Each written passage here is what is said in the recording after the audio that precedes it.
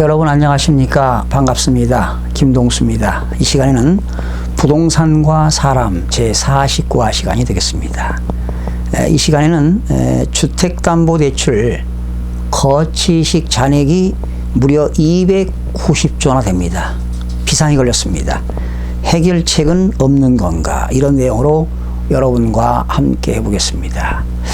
지금 한국은행 조사에 의하면요, 2015년도 말 주택담보대출이 498조였습니다. 그리고 2016년도 말에는 주택담보대출이 545억 원, 2017년도 말에는 578조에 해당합니다. 그런데 문제가 되는 것은 578조 중에서 무려 290조가 주택담보대출인데 거치식입니다. 바로 거치식이라고 하는 것은 일정 기간은 이자만 내다가 일정 기간이 지나면 원금과 이자, 즉 원리금을 동시에 상환해야 되는 그런 문제가 되겠는데요. 그래서 이제 그 당시 2015년도지요.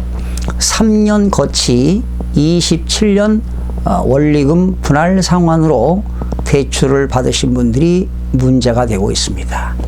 지금 주택금융시장에서는 주택담보대출, 거치식 담보대출이 무려 원금만 290조입니다. 어마어마한 숫자가 되겠는데요. 그런 상환을 해야 될 그런 충격이 온 겁니다, 사실은. 지난 2015년 박근혜 정부 때 최경환 부총리가 그 경기주택을 활성화시키기 위해서 그 사실상 빚내서 집을 사라고 정책을 수립한 거나 다름없습니다. 그 당시 우리나라 LTV죠. 주택담보인정 비율이 원래는 60%였습니다. Loan to Value가 되겠죠. 그것을 최경환 부총리가 70%로 상향 조정을 했습니다.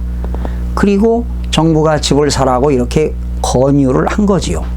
그래서 사실은 2015년도에 대출을 받아서 주택을 취득한 사람이 상당히 많이 증가했지요.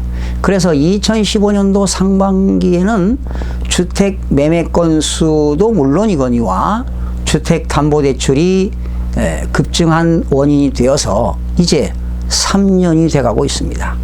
그러니까 그 당시 290조에 해당하는 주택담보대출 그 원금이 3년 거치 27년 분할 상환으로 대출을 받은 사람입니다.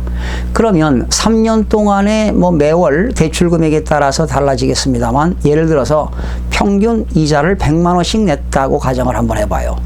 그러면 이제 3년 동안은 이자만 부담했는데 3년 이후에는 원금과 이자를 동시에 상환해야 되니까 무려 한 월 230만 원 이상을 원리금을 상환해야 된다는 그러한 가구들이 많이 나오고 있습니다. 그럼 앞으로 문제가 되는 것은요, 그들이 고소득이 있는 사람은 상관이 없지만 소득이 한 달에 300에서 500 정도 되시는 분들은 그 원리금하고 이자 상환하게 되면 상당히 살아가기가 힘들죠. 특히 자녀를 둔 분들 아이들 사교육비 들어가지요. 또 공교육비 들어가지요. 또 자녀들 양육하는 데 들어가지요. 또 생활비 들어가지요.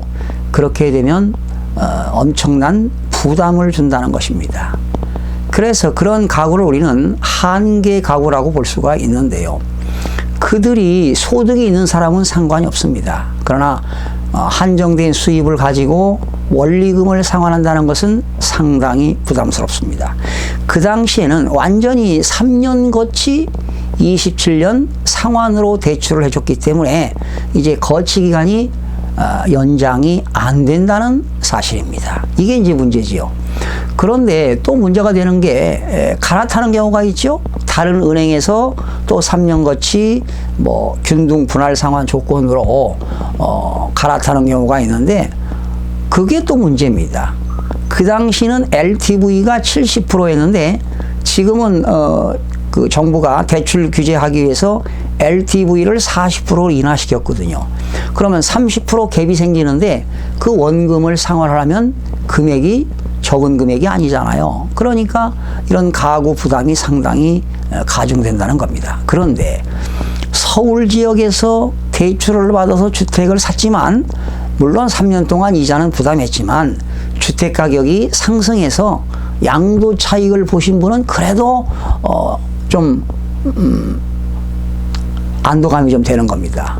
양도 차익 엄청 매덕을 벌었으니까요. 그러나 수도권과 지방에 있는 지역은 오히려 3년 전에 대출을 받아서 주택을 취득했는데 오히려 주택 가격이 보합세를 유지하거나 3년 전 가격에 비해서 가격이 하락한 분들은 가격은 떨어졌지요.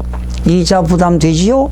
또 지금부터는 2018년 상반기 앞으로 하반기 계속 원리금을 상환해야 될 그러한 문제가 도래된 겁니다. 바로 이렇게 수익을 가지고 원리금을 상환하지 못하는 그런 가구를 우리는 한계 가구라고 하는데요. 그러면 그러한 한계 가구들이 허리띠를 졸라매고 또 소비를 줄이고 또 원리금을 상환하기 힘드신 분들은 그 집을 싸게 매물로 내놓게 되면 공급이 많아질 거 아니겠습니까? 그러면 수요가 적다면 결과적으로 또 부동산 가격은 하락할 수밖에 없습니다. 이게 문제입니다. 그래서 이런 한계 가구가 많이 발생하게 되면 경제적, 사회적으로 크나큰 타격이 오기 때문에 정부가 좀 어떠한 이런 한계 가구들을 위해서 거치 기간을 3년 정도 다시 연장하는 방안이 어떨까 이런 개인적인 생각을 해보는데 참 걱정거리가 없습니다. 3년 전에 정부가 주택 경기를 활성화시키려고 주택을 사라고 강요했잖아요.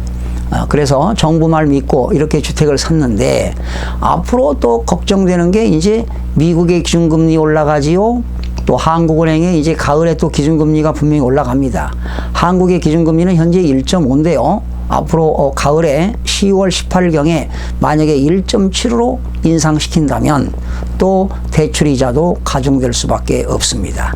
대출이자 늘어납니다. 또 원리금 상환해야 됩니다. 이런 가구들이 상당히 많아지는데 그렇게 되면 또 부동산 가격은 하락할 수밖에 없을 거라고 생각이 됩니다. 특별히 2019년 부동산 경제위기 올 수 있습니다. 또 우리나라는 2020년이 되면은 베이비 부모 세대들의 최고점을 찍는 시기고 이제 고령 사회로 진입했기 때문에 만약에 부동산 경기에 쓰나미가 온다면 큰 타격을 올 수도 있습니다. 그래서 2015년도에 주택을 취득하신 분들에게 정부가 어떤 정책을 수립해서 그들이 대책을 수립하고 또 가게에서도 역시 가게 그 재정 상태를 가게 주들이 말이죠. 세대주들이 대책을 수립할 수 있고 또 정부가 한 3년 동안 좀 연장을 더 해준다면은 한계 가구들이 좀 줄지 않을까 이런 생각을 해봅니다. 참 걱정이 앞섭니다. 앞으로 한계 가구들이 많이 나올 텐데요. 이런 원리금 상환하는데 부담이 가중되는데 그런 정부 정책이 좀 있었으면 하는 그런 바람을 요청해 봅니다. 오늘은 그런 그 주택담보대출 거치식 그런 그 대출 금액이 무려 290조 때문에 비상이 걸린 내용에 대해서 여러분과 함께 살펴봤는데요. 늘 여러분과 함께 공부하는 가까운 이웃이 되겠습니다. 최선을 다해서 다음 시간에 찾아뵙겠습니다. 대단히 고맙습니다.